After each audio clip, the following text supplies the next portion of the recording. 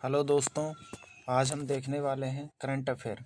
Most important current affair आज 24 मई है, उसी का देखते हैं। पहला क्वेश्चन कह रहा है वर्ष 2025 का अंतर्राष्ट्रीय बुकर पुरस्कार जीतने वाली पहली कन्नड़ कृति बन गई है। तो अंतर्राष्ट्रीय बुकर पुरस्कार 2025 में किसे मिला है? Heart lamp. कौन सी कहानी को? हार्ट लैंप को मिला है। हार्ट लैंप जो है बानू मुश्ताक द्वारा लिखित एक लघु कहानी है। हार्ट लैंप के लेखक कौन है? बानू मुश्ताक। और जिसका हार्ट लैंप का दीपा भारती द्वारा अंग्रेजी में अनुवाद किया गया था। याद रखिएगा, हार्ट लैंप का अंग्रेजी अनुवाद किसने किया था? दीपा भारती ने। और अंतर्राष्ट्रीय बुकर पुरस्कार किसे मिला? हार्ट लैंप को। आगे देखते हैं।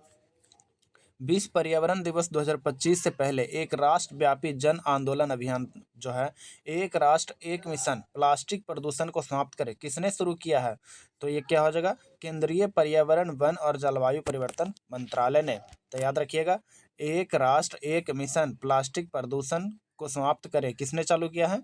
केंद्रीय पर्यावरण और जल और वन और जलवायु परिवर्तन मंत्रालय ने। अगला देखते हैं। करा वर्ल्ड टर्टल डे 23 मई को मनाया गया। वर्ल्ड टर्टल डे, विश्व कछुआ दिवस कब मनाया गया? 23 मई को। इसकी थीम क्या थी? Dancing turtle rock. इसकी थीम क्या थी? Dancing turtle rock. तो वर्ल्ड टर्टल डे 23 मई को मनाया गया। इसकी थीम क्या थी? Dancing turtle rock.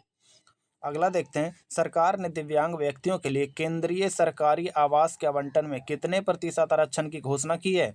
तो ये 4% हो जाएगा। कितने प्रतिशत की? 4% की। तो केंद्र सरकार ने दिव्यांग व्यक्तियों के लिए केंद्रीय सरकारी आवास में आवंटन के लिए कितने प्रतिशत आरक्षण की घोषणा की है? 4%। कितने प्रतिशत हो जाएगा? 4%। अगला देखते हैं। केंद्रीय भारी उद्योग मंत्री ने पीएम ई ड्राइव योजना के तहत किन किन राज्यों में इलेक्ट्रिक बसों की शुरुआत पर नई दिल्ली में एक बैठक की अध्यक्षता की है? तो कर्नाटक, तेलंगाना, दिल्ली और गुजरात। तेलंगाना, कर्नाटक, दिल्ली और गुजरात। तो ई ड्राइव योजना के तहत किन किन राज्यों में इलेक्ट्रिक बसों की शुरुआत पर नई दिल्ली में एक बैठक की है? तो तेलंगाना, कर्नाटक, दिल्ली और गुजरात। अगला देखते हैं। केंद्रीय मंत्री जितेंद्र सिंह ने ध्रुवीय भवन और सागर भवन का उद्घाटन कहाँ किया है?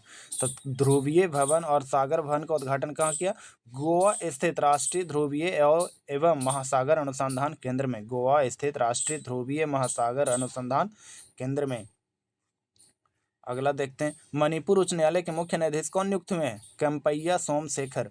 मणिपुर उच्च न्यायालय के न्यायाधीश कौन हुए? कम्पैया सोमशेखर। मणिपुर उच्च न्यायालय के मुख्य न्यायाधीश कौन हुए? कम्पैया सोमशेखर। अगला क्वेश्चन देखते हैं। निशानेबाज कनक ने जर्मनी के साहुल में अंतर्राष्ट्रीय निशानेबाजी खेल महासंघ ISSF जूनियर विश्व कप में भारत को कौन सा पदक दिलाया है?